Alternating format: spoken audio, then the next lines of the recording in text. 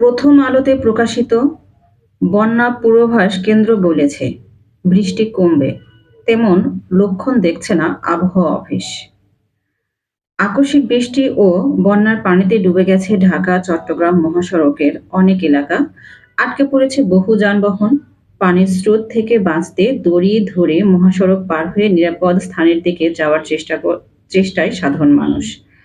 গতকাল বিকেল 4:30টায় ফেনী লালপুর এলাকা থেকে ছবিটি উঠানো। ভারী বৃষ্টি এবং উজানে ভারতের ত্রিপুরা থেকে নেমে আসা ঢলে দেশের 12 জেলা হঠাৎ বন্যার কবলে পড়ে। বন্যা পূর্বাভাস ও সতর্কীকরণ কেন্দ্র বলেছে 24 ঘন্টায় বৃষ্টি কমে আসবে। তবে আবহাওয়া অধিদপ্তর বলেছে আগামী 3 দিনে এই বৃষ্টি কমে যাওয়ার কোনো লক্ষণ নেই। কিছু এলাকায় মাঝারি থেকে ভারী ও অতি ভারী বৃষ্টির পূর্বাভাস দিয়েছে অধিদপ্তর। প্রায় 1 সপ্তাহ আগে বঙ্গোপসাগরে লঘুচাপ সৃষ্টি হয়েছিল। এর প্রভাবে বৃষ্টি বাড়তে থাকে। তবে 3 দিন ধরে প্রবল বৃষ্টি শুরু হয় চট্টগ্রাম, কুমিল্লা, ফেনী, খাগড়াছড়ি সহ দক্ষিণ-পূর্বের বিভিন্ন অঞ্চলে। গত পরশু থেকে সিলেট অঞ্চলেও বৃষ্টি শুরু হয়।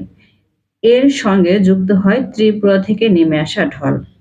এতে চট্টগ্রাম, ফেনী, লক্ষ্মীপুর, কুমিল্লা, নোয়াখালী, ব্রাহ্মণবাড়িয়া, খাগড়াছড়ি, রাঙ্গামাটি, কক্সবাজার, হবিগঞ্জ, সিলেট ও মৌলভীবাজারের বন্যা হয়।